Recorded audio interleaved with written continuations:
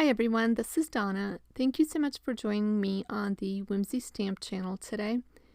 Today I'm sharing with you how to create a quick and easy background for any card using the ink swiping technique.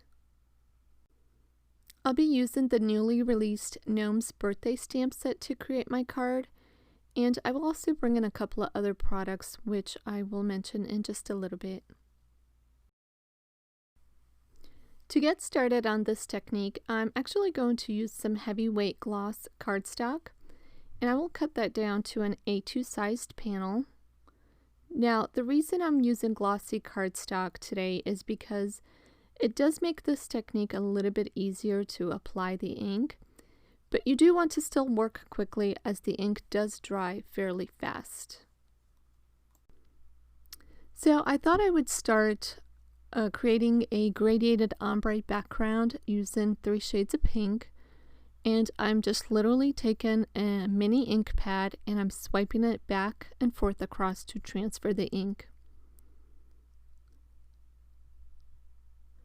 I do want to share with you that you want to use ink pads that are pretty juicy and full. It does make the transfer of the ink a little bit smoother. Also, you'll want to use colors that will easily blend, because if there is any crossover between one shade and the next, you can definitely see those lines. Which is great if that's the look you're going for, but I wanted my backgrounds to have a smoother blend between each of the shades. So here you can see that my ink pad is a little bit drier, and I had some difficulty getting that ink onto the cardstock. But I'll go ahead and just continue ink swiping using several different shades in blue. And making sure that I overlap slightly between the darker shade into the lighter.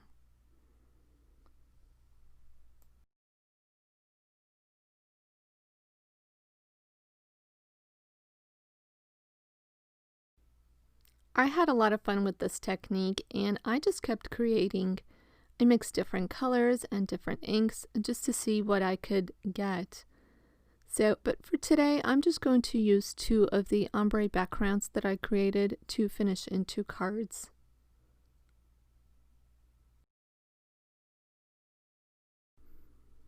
I used the larger of the 2 dies from the Card Builder Window die set to die cut the panels down to 4 by 5 1/4, and then I'm going to grab the Galore background stamp and stamp that onto my panels. Now ideally I should have used a solvent based ink, but I didn't have a white one on hand, so I'm using a pigment ink, which will work. However, it does take quite a long time to dry, so keep that in mind if you recreate this card. I've attached the panel with some temporary adhesive so that it doesn't shift on me, and then I'm inking up the background very generously with white pigment ink. Then I can stamp that down right onto my panel.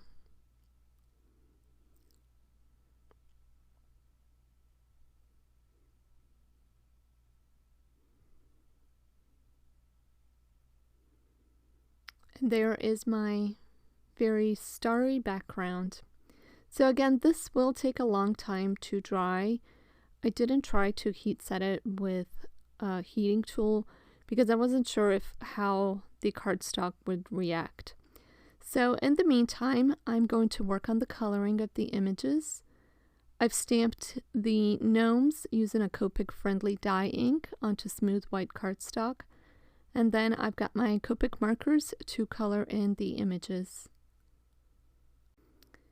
So I have sped this part of the video up quite a bit, but if you are interested in any of the combinations that I used, I will have those listed on a blog post linked in the description area below, where you can check that out. You can also leave a comment on the video with any questions you have, and I will do my best to answer. So for the coloring of this little gnome, I'm using some greens. And I always start with laying down my lightest shade to wet the paper. Then I came in with my darkest shade just to add some shading and create some dimension. And then typically I will blend out with 1 or 2 of the mid-tone markers. Then finish everything out with the lightest shade again.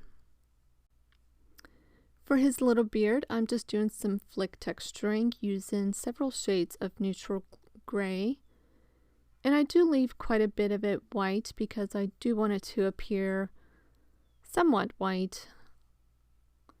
So I started with an N3, just adding some flicks, and then I blended that out using an N1, and I'm finally going to finish everything off with an N0.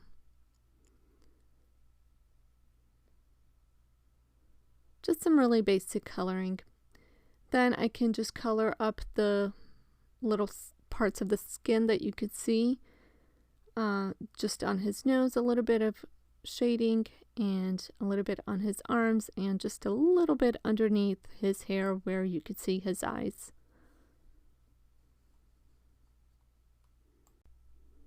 For his little shoes, I'm using just a 3 marker blend just to create a little bit of shading, and then I can move on to coloring the present.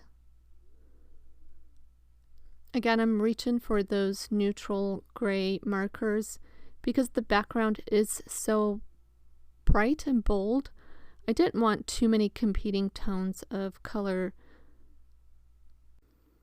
I'll add a little bit of shading to the present just to create some dimension using some more of those neutral gray markers, and then I can come in and do the bow with our markers. I've started with an R89 just to add in some shadow marks, and then I will blend that out with an R85. Next, I used R83 to further blend out the shading, and then finish everything off with an R81. Once I do finish coloring both of those images, I use my Scan and Cut to cut them out, and then I can set those aside to work on the background. So I created a thin frame using some rectangle dies just by arranging 2 dies similar in size close together, and then cutting my cardstock several times. And the easiest way I found to adhere these together is just to use a glue pen and apply the adhesive to the back. Then I can stack the frame on top of one another to build up the dimension. I stamped out several of the sentiments from the stamp set onto white cardstock with black ink and heat set it with clear embossing powder. Then I took the fishtail banner from the Quick Strips die set to die cut all of the sentiment strips.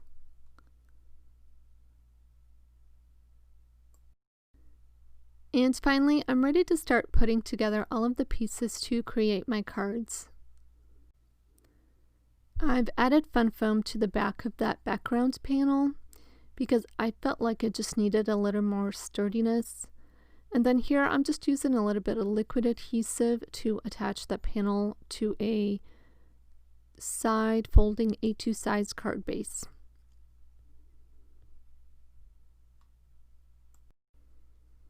I'm using some multimedia matte adhesive to add the frame to the panel, and I just added a little bit and spread it around using my finger.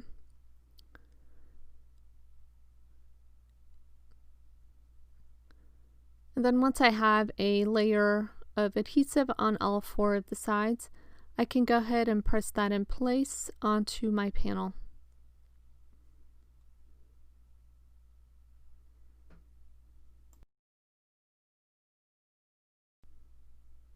I have the image of the green little Gnome popped up on some foam adhesive, and then I'll add this little guy to the bottom left of my card and finish off this card just by adding the sentiment also popped up on some foam adhesive, and I'll place that sentiment banner onto the right side of the card.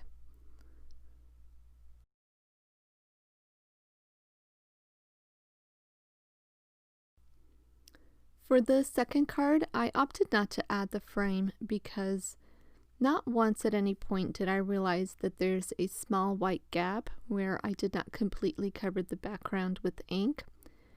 As I was playing around with the placement of that frame to this background, that spot stuck out like a sore thumb to me.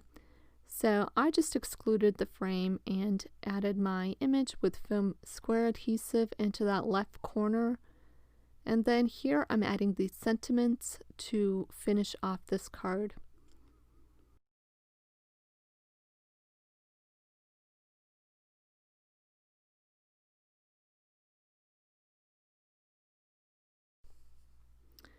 I do add a little bit of sparkle to both of the gnomes with a glitter pen, and that will complete my cards.